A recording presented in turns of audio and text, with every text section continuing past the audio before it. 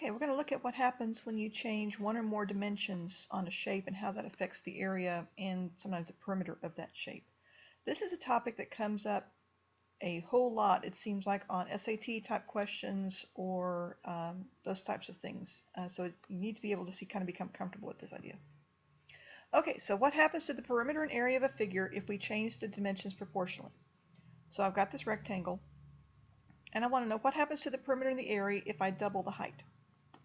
It was 3 by 7, so now it's going to become, so that the perimeter of that is going to be 2 times 3 plus 2 times 7, which is going to be 20.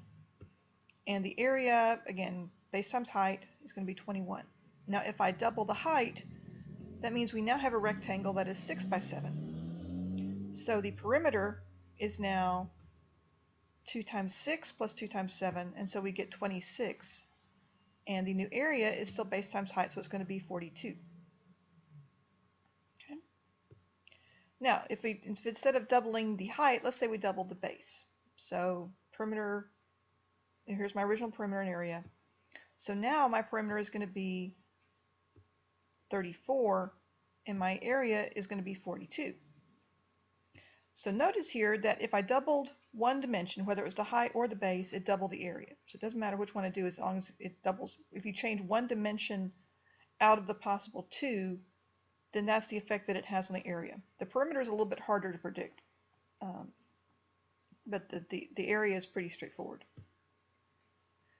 Now if we double both the base and the height, then we're going from a perimeter of 20 to an area of 20 and an area of 21 to a perimeter of 40 and an area of 84. Okay. So in this case, if I double both the base and the height, the perimeter doubled, which makes sense. That can be next, but the area changed by a factor of 4, which is seems a little bit odd. So why does it work this way? Well, let's break it down. On the last example, where it goes, there it is. I'll go away. We changed the height by 2, so we double the height, we double the base, and so instead of actually putting 6 and 14 here, let's see what happens to the numbers as we go here. So for the perimeter, I have 2, because I have 2 of these, 2 times the height plus 2 times the base. Okay, so that gives me, now I don't have to solve this thing out. I can go ahead and do some factoring here. So I'm going to factor out this 2 that's in front of both of these. Okay, and so I get 2 times 2 times 3 plus 2 times 7. Well, 2 times 3 plus 2 times 7, that's my old perimeter. Okay, remember that's the old perimeter of the original rectangle. So from here you can kind of see why it doubles the perimeter. All right, because here's my old perimeter, and so I'm just doubling that. Now the area, and we get 40. Okay. Okay, now the area is same kind of idea. Here's my height, here's my base. And again, I'm just going to rearrange, because again, multiplication, I can rearrange things anyhow I want to. So I'm going to leave it like this. So I've got 2 times 2 times 3 times 7. Now again, 3 times 7, that's my old area right there. Okay, which gives me 4 times 21. Again, here's 4 times my old area. Now 2 times 2, another way to think about 2 times 2 is it's 2 squared. Okay, so we end up with the perimeter is multiplied by 2, and then the area is multiplied by 2 squared. Okay. So let's look at a circle. Now, a circle only has one dimension. You can call it either the radius or the diameter, but it only has one. You can't change 2 of them. So let's see what happens if we triple the radius. So here's my original circle with a radius of 2. And so the circumference is 2 pi times the radius, so I get 4 pi. The area is pi r squared. Well, 2 squared is going to be 4. So the circumference of the area, I should have used units here because they're not really the same. The circumference would be 4 pi units. The area would be 4 pi units squared. So I can kind of get a little misinformation there, but oh well. So if I triple the thing, okay, so there's my new circle.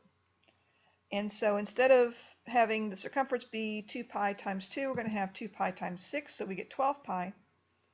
And the new area is pi times 6 squared is going to be 36 pi. Now if you look at the relationship between my original circumference and my new circumference, you can see that the circumference was tripled.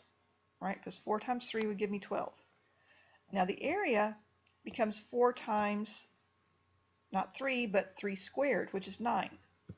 So the circumference increased by 3, that's my original tripling, but the area increased by 3 squared.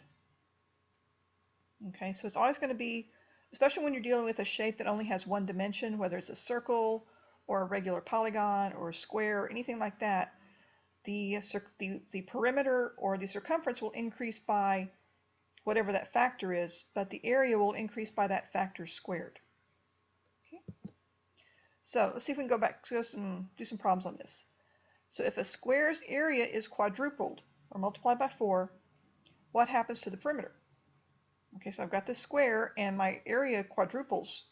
What happened? What's my new perimeter? Well, the area was multiplied by 4, which means that each side was multiplied by the square root of 4. Because remember, going from side to area, we squared it. So going the other way, we would square root.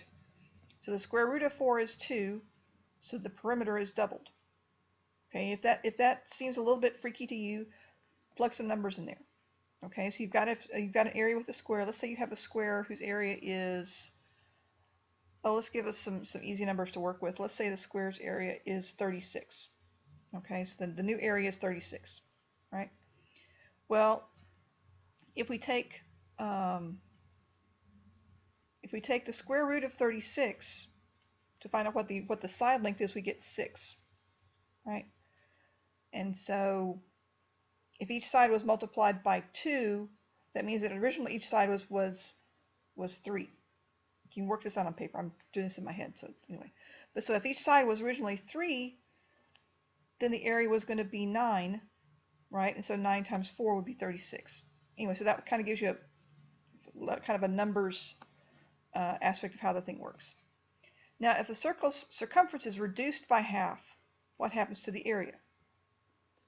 Well, their circumference is multiplied by 1/2, then so is the radius, right? Because they're linked together there.